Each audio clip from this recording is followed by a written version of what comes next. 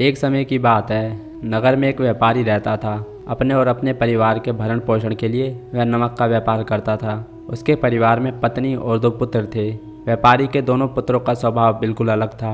जहाँ एक और बड़ा पुत्र बड़ा ही संचित और शर्मीले स्वभाव का था, वहीं उसका छोटा पुत्र भयमूर्खी स्वभाव वाला व्यक्ति था। वह किसी से भी अपनी बात कहने में कभी संकोच नहीं रखता था। लोग अक्सर बड़े पुत्र को भोला और बेवकूफ़ समझते थे। कई बार लोग उसके भोलेपन का फ़ायदा भी उठा लेते थे और वह पलटकर कभी किसी को कुछ कहता भी नहीं था।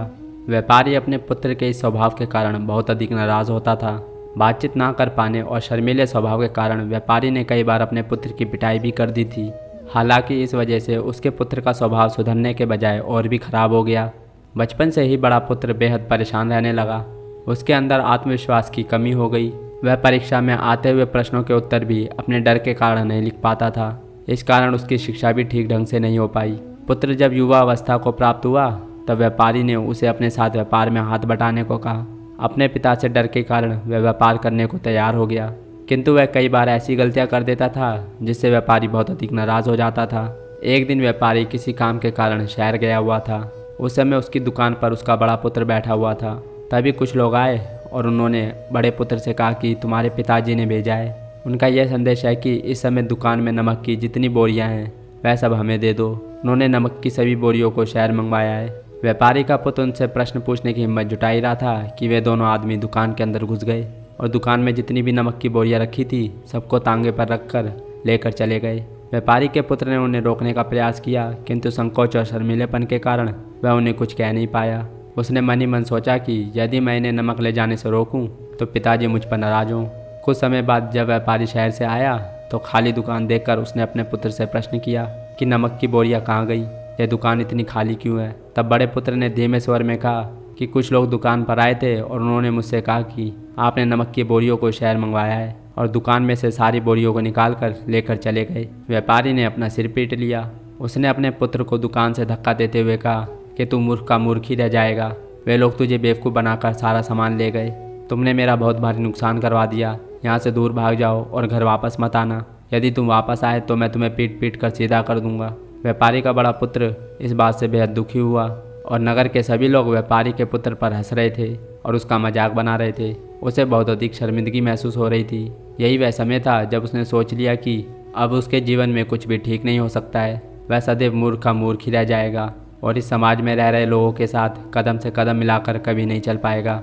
व्यापारी का पुत्र नगर से बाहर आ गया और एक नदी के किनारे बैठकर खूब रोया और गहरे पानी को देखकर उसके मन में विचार आया कि अब उसके जीवित रहने का कोई फ़ायदा नहीं है। उसने सोच लिया कि आज वह इस नदी में डूबकर अपने आप को समाप्त कर लेगा। असफल जीवन जीने से अच्छा है कि वह स्वयं को समाप्त कर ले। उसने जैसे ही नदी में छलांग लगाई, एक बौद्ध भिक्षु ने उसे बचा लिया और नदी से बाहर निकाल कर ले आए। व्यापारी का पुत्र बौद्ध भिक्षु पर नाराज़ होने लगा और कहने लगा कि तुमने मुझे क्यों बचाया, मैं इस असफल जीवन को जीना नहीं चाहता। बौद्ध भिक्षु ने उसे समझाया कि जीवन एक ही बार मिला है और यदि तुम जीवित नहीं रहोगे तो असफलता को ख़त्म करके सफल कैसे बनोगे। तब व्यापारी के पुत्र ने कहा कि मेरे जीवन में बहुत अधिक समस्याएं हैं। यह सभी समस्याएं मेरे संकोची और शर्मीले स्वभाव के कारण हुई हैं। मैंने अपने पिता का नुकसान करवा दिया है। मैं एक अच्छा पुत्र नहीं हूँ। अपने स्वभाव के कारण मैं शिक्षा ग्रहण कर नहीं सका। यह सारा संसार मुझे मूर्ख समझता है। क्या किसी मूर्ख को इस संसार में जीने का कोई अधिकार नहीं है। तब बौद्ध भिक्षु ने कहा कि तुम्हारे इस प्रश्न का उत्तर तो मेरे गुरु ही देंगे। चलो मैं तुम्हें मेरे गुरु से मिलवाता हूँ। व्यापारी के पुत्र ने कहा कि वह किसी से बात नहीं करना चाहता। आज वह अपना जीवन समाप्त कर लेगा, किंतु बौद्ध भिक्षु के बार बार समझाने के बाद वह उनके साथ जाने और उनके गुरु से मिलने के लिए तैयार हो गया। बौद्ध भिक्षु व्यापारी के पुत्र को आश्रम की ओर लेकर गए। वहाँ पर व्यापारी के पुत्र ने देखा कि एक व्यक्ति पेड़ के नीचे ध्यान मग्न बैठे हुए हैं। तभी बौद्ध भिक्षु ने कहा कि यह हमारे गुरु गौतम बुद्ध हैं। दोनों ने गौतम बुद्ध को प्रणाम किया। वह युवक वहीं पर बैठ गया और गौतम बुद्ध को देखकर रोने लगा। गौतम बुद्ध ने उससे उसके रोने का कारण पूछा। तब उसने कहा कि आप ही मेरी आखिरी उम्मीद हैं। यदि आप मेरी समस्या का समाधान नहीं करेंगे तो मेरा यह जीवन समाप्त हो जाएगा। गौतम बुद्ध ने व्यापारी के पुत्र से उसकी समस्या के बारे में पूछा। तब उसने बताया कि किस प्रकार वह बचपन से ही शर्मीले और अंतर्मुखी स्वभाव का है। इस कारण लोग उसे मूर्ख समझते हैं और उसके पिता भी उससे प्रेम नहीं करते। तब गौतम बुद्ध ने युवक को शांत कराते हुए कहा कि मेरे पास तुम्हारी समस्या का समाधान है। तुम्हारा जीवन बहुत ही आसान हो सकता है। तब युवक ने कहा कि क्या सचमुच ऐसा हो सकता है। आप बहुत ही महान व्यक्ति प्रतीत होते हैं। आपके तो कई शिष्य हैं। हे गुरुदेव, मैं भी आपका शिष्य बनना चाहता हूँ। क्या आप मुझे अपने शिष्य के रूप में स्वीकार करेंगे? गौतम बुद्ध ने कहा, हाँ अवश्य। युवक ने कहा कि ठीक है गुरुदेव, अब मुझे वह उपाय बताइए जिससे कि मेरा जीवन बदल जाए। गौतम बुद्ध बोले, किंतु उससे पहले तुम्हें मेरे कुछ महत्वपूर्ण कार्य करने होंगे। यदि तुम मेरा यह कार्य करो तब मैं तुम्हें कुछ ऐसे उपाय बताऊंगा जिनके कारण तुम्हारे जीवन में सब कुछ ठीक हो जाएगा और तुम्हारे पिता भी तुमसे प्रसन्न रहेंगे। गौतम बुद्ध ने उस युवक को कहा कि आज से 3 दिन बाद मैं तुम्हें ऐसे उपाय बताऊंगा जिससे तुम्हारा जीवन बदल जाएगा, किंतु 3 दिनों तक तुम्हें मेरे सभी कार्य करने होंगे। मैं जैसा जैसा कहूँगा यदि तुम वह कार्य को करने में सफल रहे तो 30वें दिन के बाद तुम्हारा जीवन बदल जाएगा। तुम्हारा पहला दिन कल से शुरू होगा। अभी जाओ और आश्रम में ही आराम करो। अगले दिन व्यापारी का पुत्र गौतम बुद्ध के पास पहुंचा और कहा कि हे गुरुदेव, मुझे पहले दिन का कार्य बताइए। तब गौतम बुद्ध ने कहा कि आज तुम्हें 10 अजनबी व्यक्तियों से बातचीत करनी है और उनको जानना है। इसका लेखा जोखा शाम तक लेकर आना। व्यापारी के पुत्र को बड़ा ही संकोच महसूस हुआ, किंतु उसने गौतम बुद्ध को हाँ कह दिया। वह निकल पड़ा 10 अजनबी लोगों से बातचीत करने। शुरू में उसे बहुत अधिक संकोच हुआ। कई लोग तो उसे डांट कर भगा देते थे, लेकिन उसके सामने अपना जीवन बदलने का यही एक उपाय था। आखिरकार कोशिश करते हुए उसने 10 अजनबी लोगों के नाम और उनके व्यापार का लेखा जोखा प्राप्त कर लिया। शाम को जब वह गौतम बुद्ध के पास पहुंचा तो प्रसन्नता के साथ उसने गौतम बुद्ध को बताया कि आज का कार्य उसने सही ढंग से पूरा कर लिया है। कुछ लोग तो उसके मित्र भी बन गए हैं। दूसरे दिन फिर वह युवक गौतम बुद्ध के पास पहुंचा। तब गौतम बुद्ध ने कहा कि आज का कार्य है, तुम आश्रम में रह रहे 10 शिष्यों को संबोधित करते हुए उन्हें जल के उपयोग के विषय में पढ़ाओ। गौतम बुद्ध की बात सुनकर व्यापारी का पुत्र हक्का बक्का रह गया। उसने कहा कि आप मुझसे किस प्रकार का कार्य करवा रहे हैं? मैं अपनी शिक्षा ठीक से पूरी नहीं कर पाया हूँ, मैं यह कार्य नहीं कर पाऊँगा। तब गौतम बुद्ध ने कहा कि ठीक है, तब मैं तुम्हें उपाय भी नहीं बताऊँगा। व्यापारी के पुत्र ने प्रार्थना करते हुए कहा कि आप जानते हैं मेरी शिक्षा अधूरी है, फिर मैं किस प्रकार बालकों को शिक्षा दे सकता हूँ। गौतम बुद्ध ने मुस्कुराते हुए कहा कि यहाँ सिर्फ मैं जानता हूँ कि तुम्हारी शिक्षा अधूरी है, वह बालक नहीं जानते। तुम रोज़ अपने जीवन में जल का उपयोग करते हो, यही सब बातें जाकर उन बालकों को बतानी है। आखिरकार व्यापारी के पुत्र के पास कोई रास्ता नहीं बचा। हिम्मत जुटाकर वह उन बालकों के पास पहुंचा।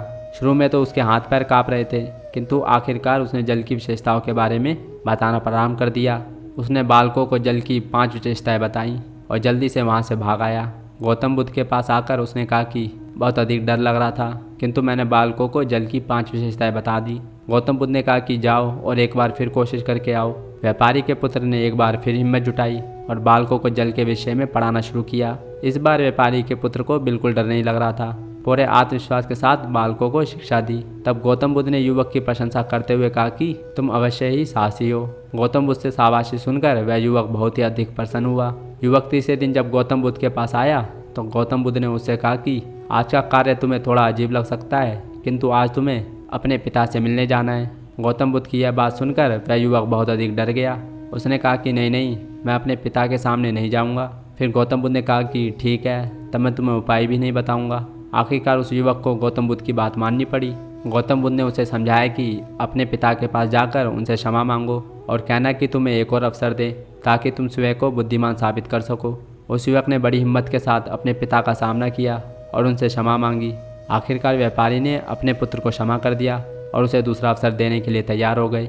व्यापारी का पुत्र गौतम बुद्ध के पास आया और उसने जब उपाय के बारे में जानना चाहा तब गौतम बुद्ध ने कहा कि तुमने स्वयं ही अपना उपाय खोज लिया है। तुम किसी से बात नहीं कर पाते थे, शर्मीले थे, सब कुछ तुम्हारे मन में बैठा हुआ डर था। हम कितने आत्मविश्वासी हैं, कितने शर्मीले हैं और हमारे अंदर कितना डर है, यह सिर्फ हमें पता होता है। बाहरी दुनिया में किसी को कुछ पता नहीं होता। बाहरी दुनिया में हम स्वयं को जिस प्रकार का दिखाते हैं, लोग हमें उसी प्रकार का समझते हैं। अगर तुम आत्मविश्वासी नहीं हो तो भी अनजान व्यक्तियों के सामने यदि तुम आत्मविश्वासी होने का अभिनय करते हो तो भी किसी को पता नहीं चलेगा कि तुम कौन हो। वह समझ चुका था कि गौतम बुद्ध से क्या बताना चाह रहे हैं। गौतम बुद्ध को धन्यवाद किया और उसने वादा किया कि वह जीवन में सफल होकर दिखाएगा। तो दोस्तों, उम्मीद है ये वीडियो आपको पसंद आई होगी